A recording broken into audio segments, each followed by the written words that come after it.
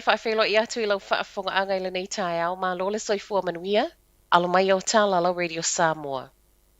Tala tamua o le asonga fua, le fia leo ma wa amata au wha maoninga e mawhai ai o na mōlia tangata te na o lātou tāpunia se vaenga le motorway au kilani le asa tōnai.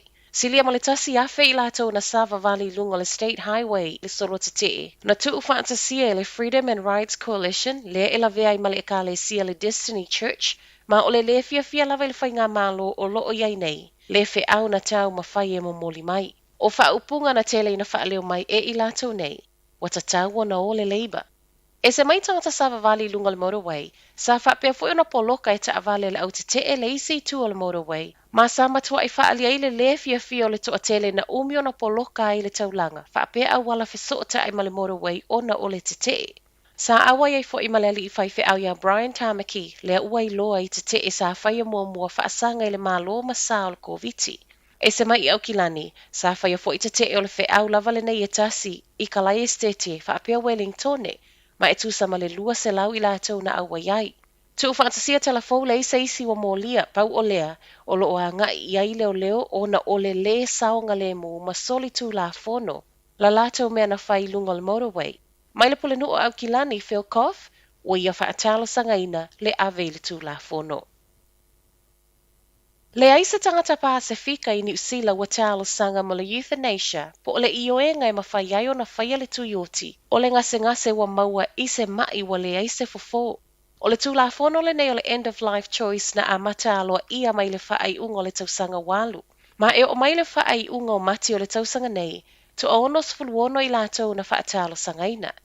I lea o whainga, o le fitu se fuluiva pasene o papalangi, ono pasene o Maori, 2% o tangata Asia, ma le 13% e le I finangalo I whaailoa o lātou tangata anu. O whaamaumaunga nei wa sau ma le reporti fau mai le matangaluenga le soifua maloloina, ma o ni whaamaumaunga I le whaate I ai pe ato e te pai le toa tele o tangata Pasifika. Lātou te le I langolangoina le whaatala noina le neitu la fono a o le I whaapalo taina le palo ta tele. O le reporti fau o lo ta ua mai ai, o le fitu 13% o tangata mali liu mai le neitu la fono sa whaia lava lea I whale o ainga. Ma o le valus fulfāpasene o ngase sa filifili e whai e fō mai po o tausi mai le vaila au, le e o mai le soifua na I lo le whaia lava e I lātou. Whaasi lima tangata whai ngā luenga le whale tupe I parapara umu, ai alu matupe. La talata le manavo ngā luenga le afiafio le asfarai le whaato a umatu, ai whaasi lima loa le ngoi le au whai ngā luenga le ASB Coastlands Mall, ma whaamatau whao ngai se la au malosi. Le isa isi na whaamanu alia pe na whaapapa fo I ni utu tau pau o lea, wana o le au whai ngā luenga na whewhewhe ai, tu sama reporti mai le ofiso leo. Ele o mauti no pe fiele tupe na sola ma leo lo tau sa ilia nei leo, ma ua tala sanga mai ai I so o se tasi sa iai I lea no fuanga, pe na wa ai fo I le taimina alu ese mai ai le ngaoi e fe so o ta I atu le ofisa. Se reported koviti ma le whaiunga le vaiaso, 5 se lau tolu se fulu 5 cases reportia maua el koviti I le community ana nafi, a o lesa to nai, fitu se lau fa se fulu wono. Se fulu whātangata mali liu wha o popo I le wha mai na tā ua mai na nafi, ai luas fulu lua le asa to nai. Ma e o mai le tau nei o le au whainga o tangata New Zealand mali liu o nol koviti, wafe iwa se lau iwa se fulu. O le vao le valu se fulu, ma le iwa se fulu tausanga le mātutu o tangata mali liu.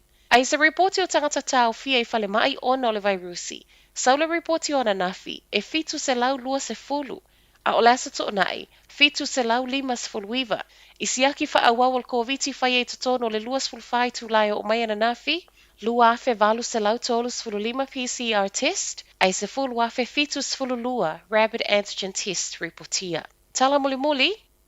Lolo wawing o le tawi au kilani le so, ma walapata I ai sa vili malo losi fa apeti munga. Tu whaatasia telefo tu mai ilalo le fitu se fulu, le sawa fa atapula o ta avale, e kolosia le awala lau papa le Harbour Bridge, ma e ono tapu nia pe a malo losi tele sa vili le so. O va a fo I fewa I le sami wasuia umanei e o ngā pasi. Ua toe lapata mai eile waka kotahi I ave ta avale uma ai mai se lava I ta avale mawululunga ma ilato e fewa I pasika e wha ai tete ma ono sa ia fo I le tuai o fe malanga inga I le so. E sa mai au kilani Whapea fo ilapta inga i le Samoa Northland, Coromandel, Waikato, ma Bay of Plenty. Tala nao le nei tae au, manuia le amatanga vai.